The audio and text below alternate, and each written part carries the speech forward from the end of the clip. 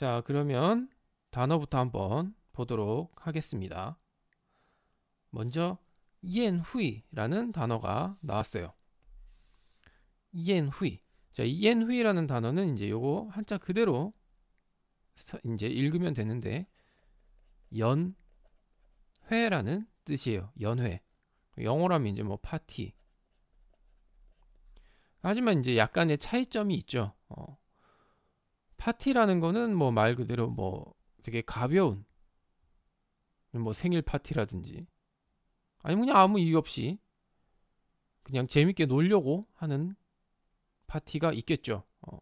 하지만 이 연회라고 하는 것은 어떤 목적이 있어서 그것을 뭐 기리기 위한 것이든 그것을 의미하기 위한 것이든 이제 어떤 목적으로 인해서 여는 파티를 이제 연회라고 할 수 있겠습니다.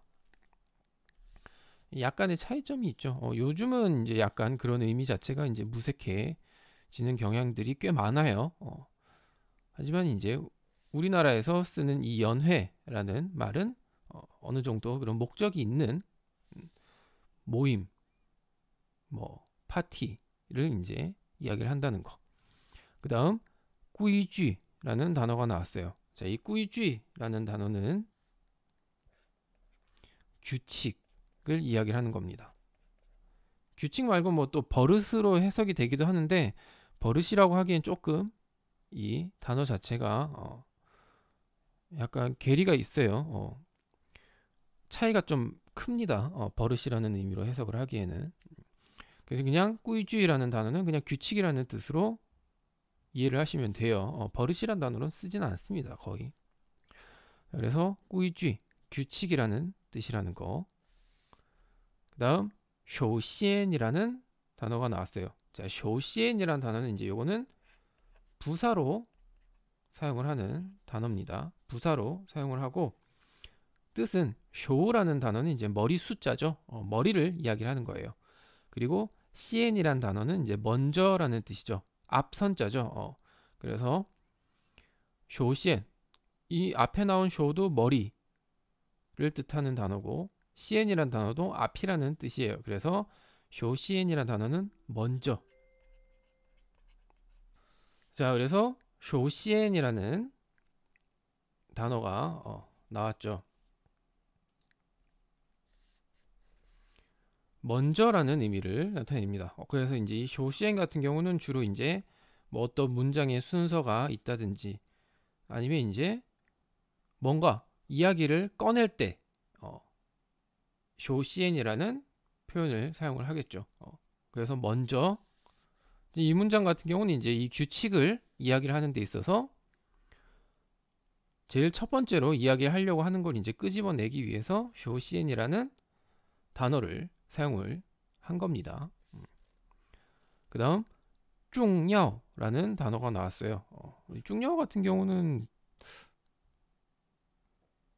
새로 나온 단어가 아닌 것 같긴 한데 이 중야오는 이제 형용사로 서 이제 중요하다라는 뜻을 가지고 있습니다. 중요하다. 그래서 이제 중 무겁다란 뜻이죠. 그만큼 뭔가가 사태가 가볍지 않은 그런 의미를 나타내는 거고 야오는 요하다, 필요하다라는 의미를 갖고 있죠. 그래서 뭔가 중야오라는 단어는 이제 뭔가 이게 의미가 가볍지 않고 필요한 그런 내용들을 다룰 때 중야오다라고 해서 이제 중요하다라고 이야기를 하는 거죠. 요거는 그냥 중요하다라는 우리나라 말 자체도 좀 의미를 보고 쓰는 게 좋겠죠. 그냥 중요한 거는 중요한 거니까 중요하다라고 쓴다. 그것보다는 이 중자와 요자의 의미를 알고 쓰는 게 단어에 있어서 좀 더 쓰는데 의미 있게 쓸 수가 있겠죠. 그 다음 링다오라는 단어가 나왔어요. 자, 링다오라는 단어 같은 경우는 이제 지도자를 이야기를 해요. 지도자. 좀 영어로 하면 이제 리더가 되겠죠. 리더.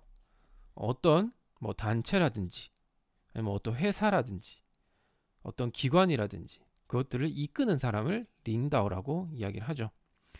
가끔씩 그래서 이제 링다오 같은 경우는 이제 중국에서는 이제 그 사장들을 링다오라고 하기도 합니다.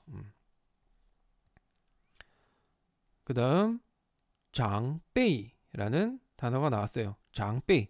이 장이라는 단어가 앞에서 이제 길다라는 뜻은 장이지만 이 나이나 어떤 연륜 그런 걸 의미를 할 때 잘하다라는 의미를 사용을 할 때는 장이라고 발음을 해요. 그래서 여기서 이제 장이라는 건 잘하다란 뜻이에요. 그 빼이 같은 경우는 뭐 후배, 선배 할 때 그 배자죠.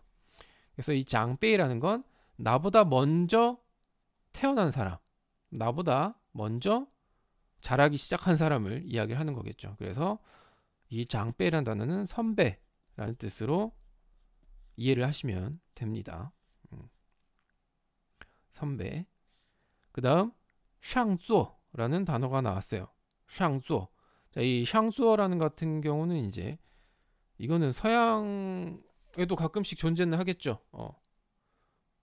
뭐 지위에 따라서 물론 서양은 이제 그게 지위로 딱 한정이 되겠지만 우리나라 같은 경우는 이제 상석이라는 게 존재를 하죠. 나이가 많든 지위가 높든 뭐 사회적으로 뭔가 인망이 두텁고 뭐 그런 사람들 뭐 근데 식사 자리에 한정이 되겠지만 그런 분들이 이제 앉는 자리를 상석이라고 표현을 하죠. 이 상석이라는 거는 뭐 약간 시대착오적인 단어라고 볼 수도 있겠지만 뭐 그렇다고 해서 뭐 꼭 이게 불필요하다라는 건 조금 그렇죠. 상석이라는 건 존재를 하고 또 앞으로도 제가 봤을 때는 존재를 할 것 같습니다. 자, 그러면 단어는 이 정도로 보도록 하고 문장 한번 보도록 하겠습니다.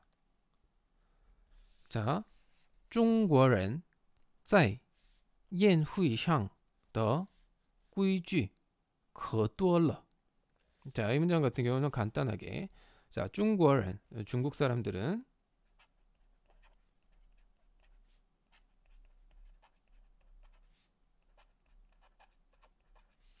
在 어디 어디에서란 뜻이죠. 뒤에 샹까지 나왔으니까 그래서 宴会上的规矩. 자, 연회상에서의 규칙이라는 의미가 되겠죠. 그래서 줄여서 연회에서의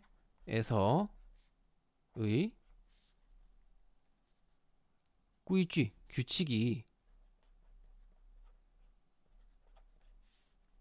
의도 빼도 되겠네요.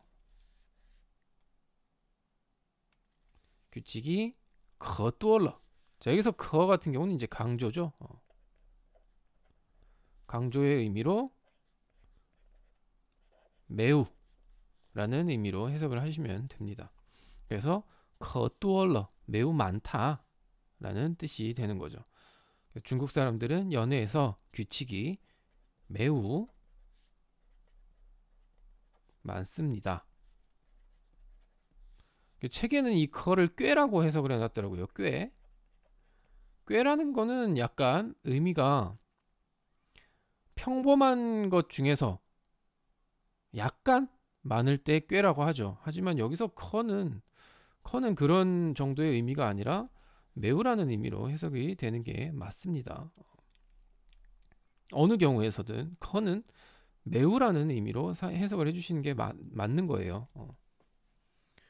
그래서 中国人在宴会上的规矩可多了. 중국 사람들은 연회에서 규칙이 매우 많습니다. 라고 일단 문장을 시작을 해놨죠. 말문을 튀어놨어요. 규칙에 대한 걸 이야기할 거다. 라고 이야기를 하고 있는 거죠. 그리고 나서 이제 이어서 首先 먼저 뭐 혹은 뭐 우선 뭐 요 정도로 해석을 할 수가 있겠네요. 그래서 먼저 邀请 동사니까 요거는 마지막에 해석을 하면 되겠죠. 해석이 안 될 때도 있습니다. 뒤에부터 보시면 重要的客人老师领导和长辈坐上座. 자, 중요한 손님이 되겠죠. 중요한 손님.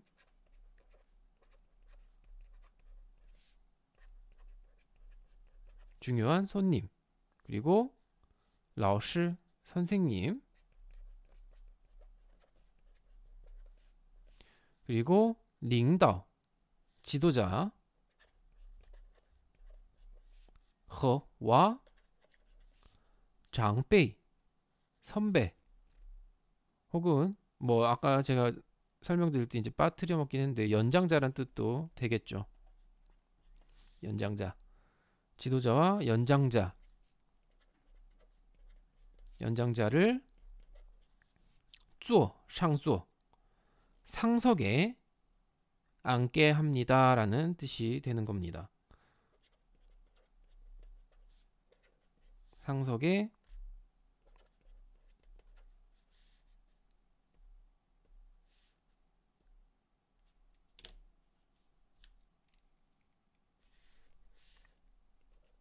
앉게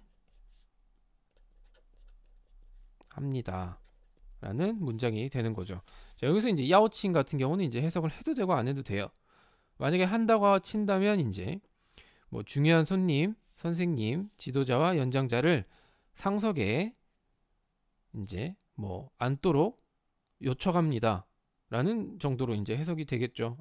근데 뭐 굳이 그렇게까지 할 필요는 없고 한마디로 이제 그냥 상석에 앉게 합니다 라고까지만 해석을 하면 충분히 의미를 전달하는 데는 이상이 없겠죠. 그래서 여기서 야오칭 같은 경우는 이제 이 문장에 그냥 녹아 들어가 있다 라고 보시면 될 것 같습니다.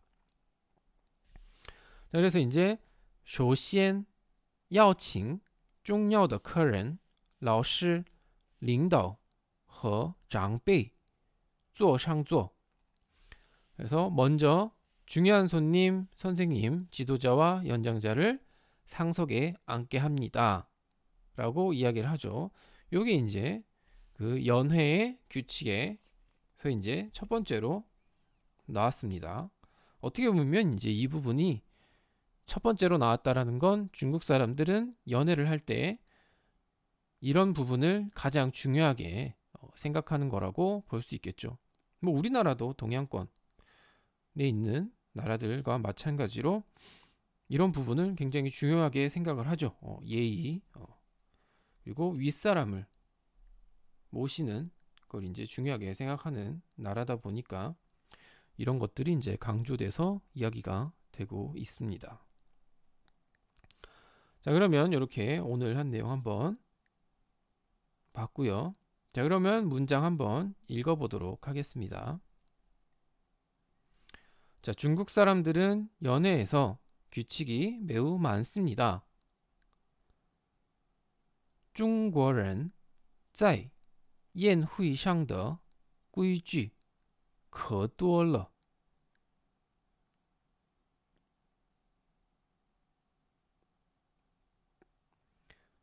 중국人在宴会上的规矩可多了.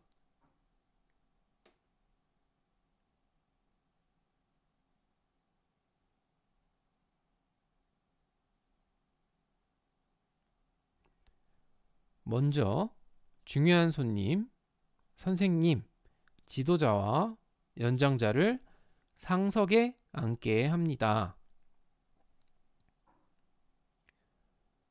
首先邀请重要的客人老师领导和长辈坐上座. "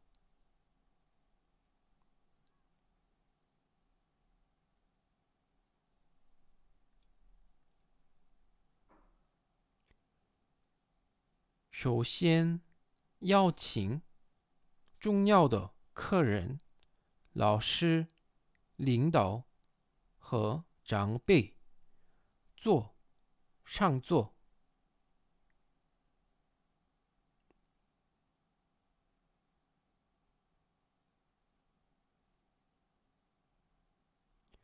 네, 오늘 중국어는 여기까지 하도록 하겠습니다.